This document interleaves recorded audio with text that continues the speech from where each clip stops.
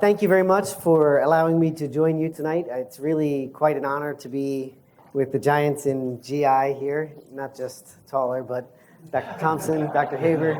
It's really special for me to be here. So I'm going to change gears just a little bit, and I'd like to talk to you a little bit about my experience with multiple systems here, one being the Fuji scopes, and then as well as track motion, looking at ESD, endoscopic submucosal dissection, access, visibility, and traction.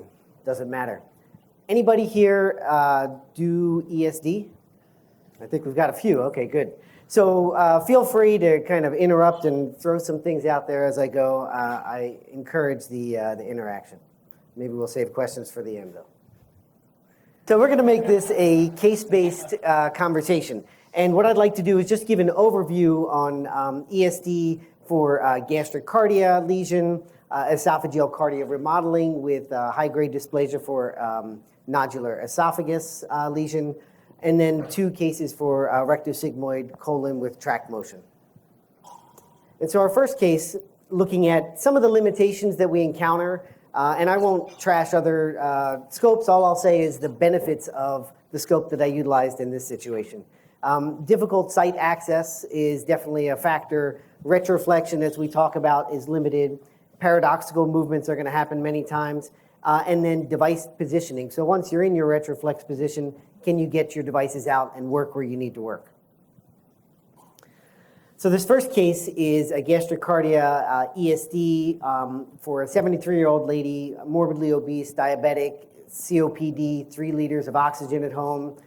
The gauntlet, right? She's got everything going on under the sun, not a great surgical candidate. And so I was asked by a colleague of mine, who I believe is in the room, to step in the room and look at this lesion. And so why don't we just jump on to the next? So one of the questions I'm asking myself, well, what criteria? Are we going to use the absolute or expanded criteria when we talk about JNET? And how are we going to apply this here? When I had done the ESD, this was found to be a focal well-differentiated adenocarcinoma extending into the submucosa, but not very far, right? We ended up getting an R0 margin with both mucosal and deep margins negative, as well as LVI. So we saved her a big surgery. And what I'd like to really show you in here is the video that I had for this case. Now, if you've already had dinner, I apologize. So this is a very inflamed lesion. We haven't done much here. This is really just blowing splashing some water on the lesion, and we're already seeing that this lesion is oozing. So we marked the lesion. I had biopsied this previously, and I was able to show that the margins were smaller than actually the lesion appeared. There's scar tissue here, and what I skipped over in that first portion was that this lady had a sleeve, she had previous bariatric surgery and a breakdown with multiple fistulas. And so there was a lot of inflammation, scar tissue, and a very limited area for us to work within this stomach. So getting a scope that allowed retroflexion and working in the cardia was really important. And so that's why I had asked my friends at Fuji to lend me their scope and come in, and thank you very much for that, because I think we saved our patient a big surgery. Now this does get a little bloody. Again, it was inflamed, but we were able to control the bleeding throughout the procedure. And I'm just going to kind of go through this. Now this is looking at this lesion kind of very fibrotic, oozing throughout. I'm not going to speed it up. I'm just going to kind of let us get through this, because I think what we're seeing here is really good visibility under tough conditions, blood with smoke and other reasons why you might have limited visibility. So in this situation, it really helps when you've got wonderful optics and we're able to see clearly. In this setting, we're going to get into a little bit of bleeding that we have to control. And then, of course, I jump right to the end of the lesion, so I save us from watching a multi-hour procedure and get it right done. Taking off the last couple fibers is always one of those clapping events we have at the end, not necessarily in my ESD, but for the students. Yes, sir. So let me ask you something. Chris was pointing out that using LCI might help you to identify vessels in the submucosal plane, on that video you showed. Mm-hmm. I haven't actually done that. I'm just wondering, have you done that? I haven't used LCI to do that. Anybody using LCI in their ESDs? Comments? You love it? Don't love it? Works? Doesn't work? Likes it very much. No, but you see the vessels more easily. That's the question. Yeah. Okay. Yeah. Okay. What do you think? Yeah, so I think it'd be useful in certain settings. I haven't had to use it or had an opportunity to use it much, but it's a great idea. And I think in a setting where you're wondering, am I going to cut, coagulate, spray, what am I going to do? It's a good idea. So the take home for this first case is really difficult site access, being able to retro thoroughly and access from any direction, even in tough anatomy. This lady did very well. It's great to see these, follow up. We're going to still follow her, of course, with PETs and CT and make sure that we're keeping her out of harm's way. Oh, the lights are going down. This was probably, it was under 3. And most of that was just kind of controlling bleeding and going slowly, making sure I had a good plane. So of course, if anyone knows me, I'm all about check, check. So of course, I've got some laughs over there, of course. Check, check, this was taken care of. We were very happy to be able to take care of this patient. Next case is an esophageal ESD, and I bring in the cardia remodeling. Again, another colleague who's with me today referred so this is a different colleague who's in the room who referred this patient to me. Glad to be able to show this one to you, Christina. Some of the limitations we have for these ESD of the esophagus with cardia remodeling would be, again, difficult sites to access, retroflex, paradoxical movements, and those passing devices in retro. And so what we're seeing here for this case is a 73-year-old woman, nodular Barrett's with high-grade dysplasia, C4, M4 on Prague criteria, a large hiatal hernia, but not sliding. It was fairly stable, but a large hill grade 4. Refused surgery and had a list of allergies running all the way down her leg. I mean, it was just huge. Tried to desensitize to PPI with anaphylaxis. So this is really not a great patient for PPI therapy or just monitoring. RFA was questionable as well. So I offered her not only her ESD of the esophagus, but extending this into the cardia. And these are first few pictures we can see in retro, all the way into the esophagus on the second one that we're seeing here. So we can get this deep incision first. You can see a little bit of sliding up here with the marking, with our distal incision first, and then our proximal using clip line or clip floss traction, getting full resection circumferentially, and then being able to take this lesion out and block. And because this esophagus was fairly dilated, I think that we may have some stricturing, but not to the degree that she's going to require significant dilation after this. So our take-home points on this second case is, again, difficult sites, and I'll get right to my checks because I know that's where we need to be here. Paradoxical movements and our device positioning is really important. You want to make sure you can get your devices out and work in any direction when you've got tough anatomy. One of the things I'm excited to talk about today is my experience with track motion. So track motion is a steerable grasping arm, as I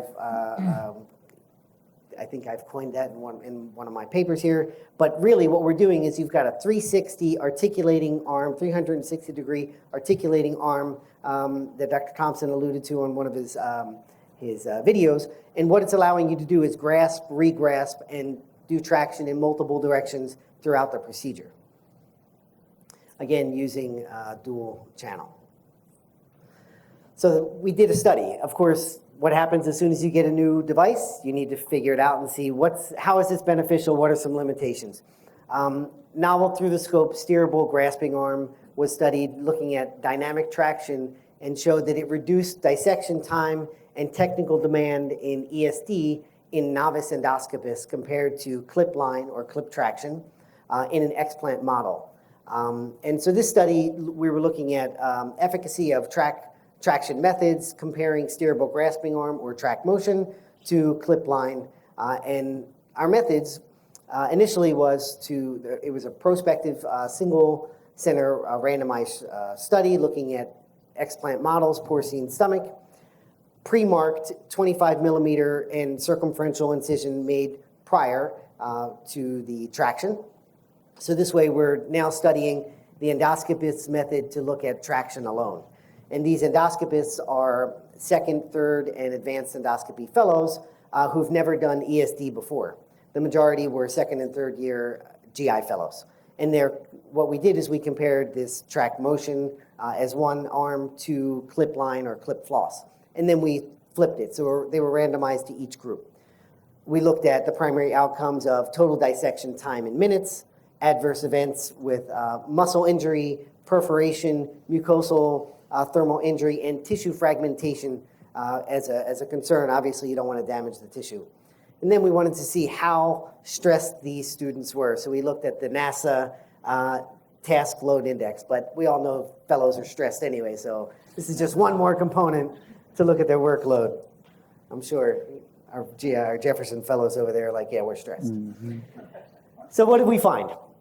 Our summary is that our track motion or steerable grasping arm was significantly faster for these fellows in either group at 5 minutes compared to 20 minutes, which is pretty significant. Again, these are folks who've not done any ESD other than the one that they did just prior in the group. So if they had done steerable grasping arm or track motion, then they would do clip line next.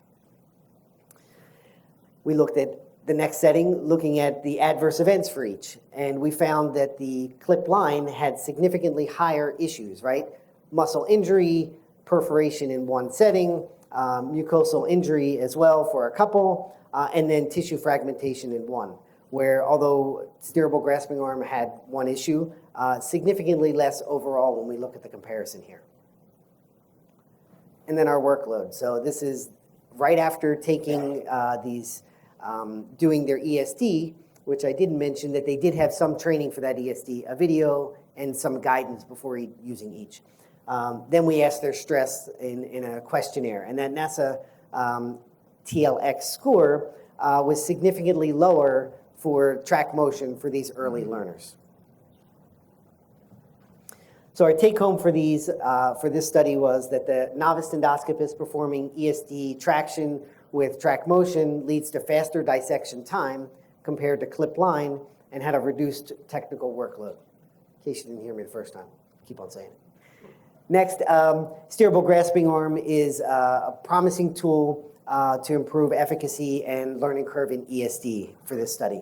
There were some limitations, and those limitations for the steerable grasping arm include using the upper scope length. This is just for the upper scope length. Necessity to use a dual channel scope, which again was used in both clip line and the track motion. And then slightly increased working distance, which is variable and a little different than the standard methods for ESD. So now into a couple of cases in regards to track motion. The first one, it's really important when we're doing ESD to have good visibility. Of course, traction, if available, if you're working in the right colon, a little more difficult, but in an upper setting or rectosigmoid setting, that's a little bit easier. And then, of course, safety by all, and I like to say to all my patients, and it's true, safety is my highest priority. So this case is a fairly young person, 53-year-old rectosigmoid mass, T1B with Paris 2A 1SP. And the pathology came back after ESD as superficially invasive, well-differentiated adeno arising from a tubular villus with high grade. Negative for lymphovascular, and deep and lateral margins were negative. So this video is an example of this case. So here we are doing traction. What we're doing is we're able to get a pre-dissection. And initially you wonder, are you going to do the circumferential or not? And I think that's variable whether you're using a pocket technique, but I do think there's an application. Next thing to question here is cap or no cap. And I think there's still learning to be done, and so this is utilized in both settings. And so here what we start to do is we see some of that working distance, but we're getting a really good view of what's to come here, and then we're going back and forth between track motion with and without a cap. So in some settings you can utilize it and it's very helpful. Once you've gotten visibility, you can go back and forth. And what I'd like to do is show in one of these, why we need to be, why our visibility has to be excellent. And this is a great time for a question if somebody had one. Okay, there's a vessel. Okay, good. So we're going to treat a few of these vessels and prevent any bleeding and messing up our field. Keep that nice cotton candy blue that we love during our ESD, and then treat these vessels preemptively with traction in play. At times we're using just the cap traction. Other times we're extending, and you can take the track motion in and out because it allows you to leave it within the scope but back it out. He did it! He got it out!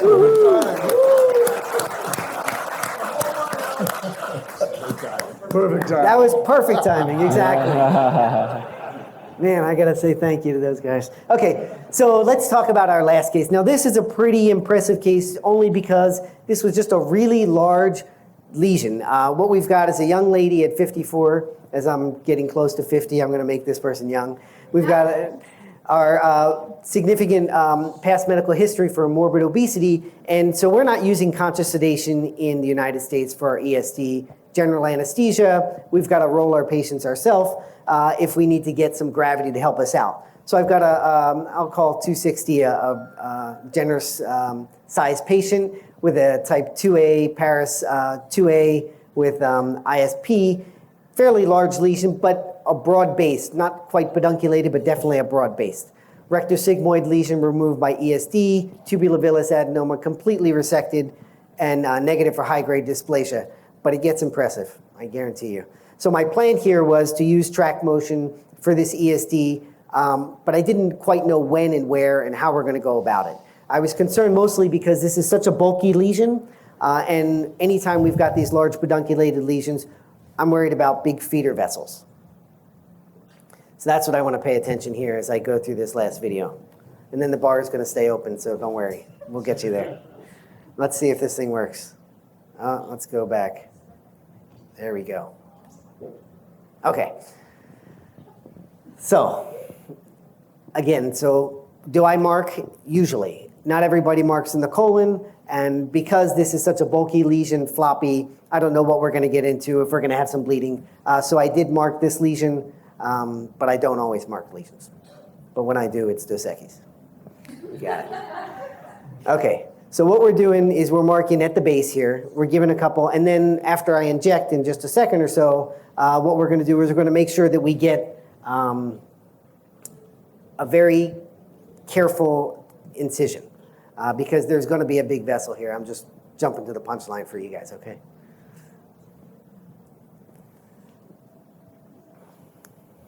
Man, it's so quiet in here. What do you use for the left side? So this is ORISE. And so here's going ahead with this. And this is a little light on my incision. I've got to say it was a little wimpy of me at first. And then I said, yeah, let's go ahead. There's no big vessel right there, so I can continue. And could this have been done by itself with a cap? I think so. I think it's reasonable. Could it be done easier and efficiently with better view? I think we're going to be able to answer that by the end of this. One of my concerns here is that this bulky lesion is not giving me room. It's flopping, and if you can see, the edge of my polyp is getting pretty close to my incision site. And that's about where I said this would be great if this thing could actually flop away from me. And as I get closer and closer, at some point, I make the decision to say, yeah, I think we're going to go ahead and implement track motion here. So Alex, in these bulky rectal lesions, I mean, we always turn the patient to make sure that, you know, it's on the upper end and the anti-gravity side. I mean, did you do that? Do you work with a patient left lateral, supine, back, stomach? Frequently I do. And I'll say that, you know, it's tough. It's the way to go. If you can get gravity to help you and let it flop away, I think that's definitely the right thing to do. I mean, it's a little bit counterintuitive, but I think that if you have a heavy, weighty polypoid lesion, it does the traction for you. Exactly. You know, it's the flatter lesions that, you know, almost require it more. Yep. And so as we get through this, you'll see, Dr. Haber, that what's happening, look how big this guy is. This would be great to just kind of flop away from you. Yeah. I don't know how much it would flop because it almost takes the entire lumen. Yeah. So here I've taken the cap off so I can get good visibility. If there were bleeding, could you control without a cap? Maybe I'd say yes. But The visibility that this gives me with track motion at this point, and not having to shift a 260-pound patient, mostly by myself because my nurses would say, that's for you, Schlachterman. You did this to us. So here we go. And so if you look down here, we see some of these big pulsatile vessels just kind of beating and saying, you know, steer clear. And then here's that bit of a distance that we're seeing. We want to stay off the track motion as we're dissecting and moving away. I'm so excited about the view there that I'm taking pictures in the middle of the procedure, which I don't always do.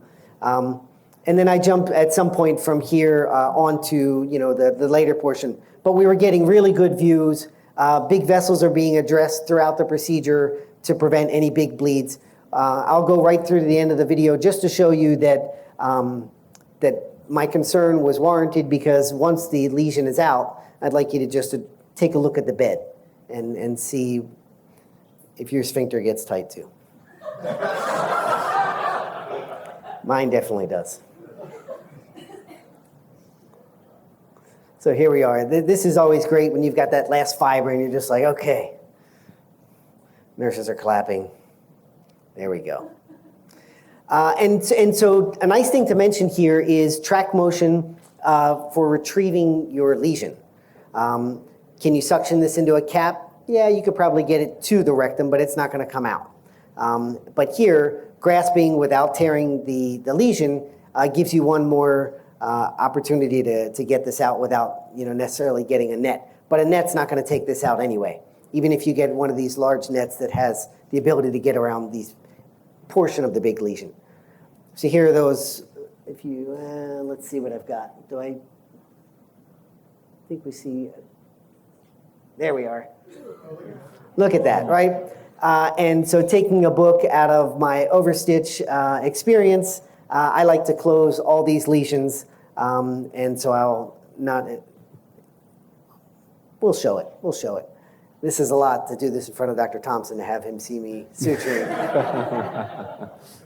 I'll just say it's been a pleasure to be here with everyone. There we go.